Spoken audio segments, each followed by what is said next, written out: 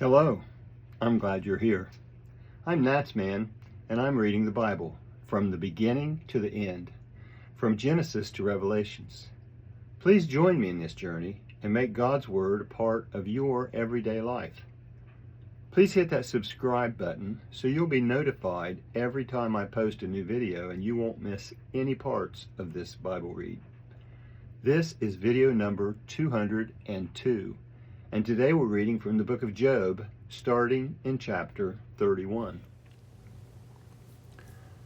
Job, chapter 31. I made a covenant with my eyes. How then should I look lustfully at a young woman? For what is the portion from God above, and the heritage from the Almighty on high? Is it not calamity to the unrighteous, and disaster to the workers of iniquity? Doesn't he see my ways and count all my steps? If I have walked with falsehood, and my foot has hurried to deceit, let me be weighed in an even balance, that God may know my integrity. If my step has turned out of the way, if my heart walked after my eyes, if any defilement has stuck to my hands, then let me sow, and let another eat. Yes, let the produce of my field be rooted out.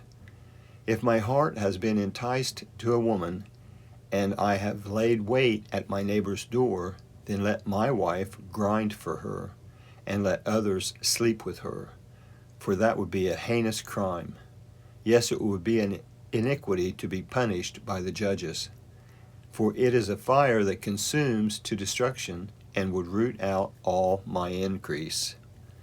If I have despised the cause of my male servant, or of my female servant, when they contended with me, what then will I do when God rises up? When he visits, what will I answer him? Didn't he who had made me in the womb make him? Didn't one fashion us in the womb? If I have withheld the poor from their desire, or have caused the eyes of the widow to fail, or have eaten my morsel alone, and the fatherless has not eaten of it? No, from my youth he grew up with me as with a father. I have guided her from my mother's womb. If I have seen any perish for want of clothing, or that the needy had no covering, if his heart hasn't blessed me, if he hasn't been warmed with my sheep's fleece, if I have lifted up my hand against the fatherless, because I saw my help in the gate, then let my shoulder fall from the shoulder blade, and let my arm be broken from the bone. For calamity from God is a terror to me. Because of his majesty I can do nothing. If I have made gold my hope, and have said to the fine gold, you are my confidence, if I have rejoiced because my wealth was great, and because my hand had gotten much, if I have seen the sun when it shined, or the moon moving in splendor, and my heart has been secretly enticed, and my hand threw a kiss from my mouth, this would be an iniquity to be punished by the judges. For I would have denied the God who is above, if I have rejoiced at the destruction of him who hated me, or lifted up myself when evil found me. I have certainly not allowed my mouth to sin by asking his life with a curse. If the men of my tent have not said, who can find one who has not been filled with his meat? The foreigner has not camped in the street, but I have opened my doors to the traveler. If, like Adam, I have covered my transgressions by hiding my iniquity in my heart, because I feared the great multitude, and the contempt of families terrified me, so that I kept silence and didn't go out of the door. Oh, that I had one to hear me. Behold, here is my signature. Let the Almighty answer me. Let the accuser write my indictment. Surely I would carry it on my shoulder, and I would bind it to me as a crown. I would declare to him the number of my steps. I would go near to him like a prince. If my land cries out against me, and its furrows weep together, if I have eaten its fruits without money, or have caused its owners to lose their life, let briars grow instead of wheat, and stinkweed instead of barley. The words of Job are ended. That's Job 31, and now we'll try Job 32. So these three men ceased to answer Job, because he was righteous in his own eyes.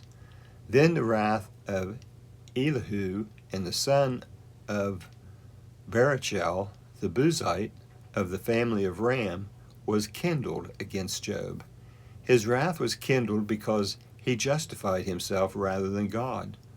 Also his wrath was kindled against his three friends because they had found no answer and yet have condemned Job. Then Elihu had waited to speak to Job because they were older than he. When Elihu saw that there was no answer in the mouth of these three men, his wrath was kindled. Elihu the son of Barachel the Buzite answered, I am young and you are very old. Therefore I held back and didn't dare show you my opinion. I said, days should speak, and multitude of years should teach wisdom. But there is a spirit in man, and the Spirit of the Almighty gives them understanding. It is not the great who are wise, nor the aged who understand justice. Therefore I said, listen to me, I also will show my opinion. Behold, I waited for your words, and I listened for your reasoning, while you searched out what to say. Yes, I gave you my full attention, but there was no one who convinced Job, or who answered his words amongst you. Beware lest you say, we have found wisdom, God may refute him, not man. For he has not directed his words against me, neither will I answer him with your speeches. They are amazed, they answer no more. They don't have a word to say. Shall I wait because they don't speak? Because they stand still and answer no more. I also will understand my part, and I will also show you my opinion. For I am full of words. The spirit within me constrains me. Behold, my breast is as wine which has no vent. Like new wineskins, it is ready to burst. I will speak that I may be refreshed. I will open my lips and answer. Please don't let me respect any man's person, neither will I give flattering titles to any man.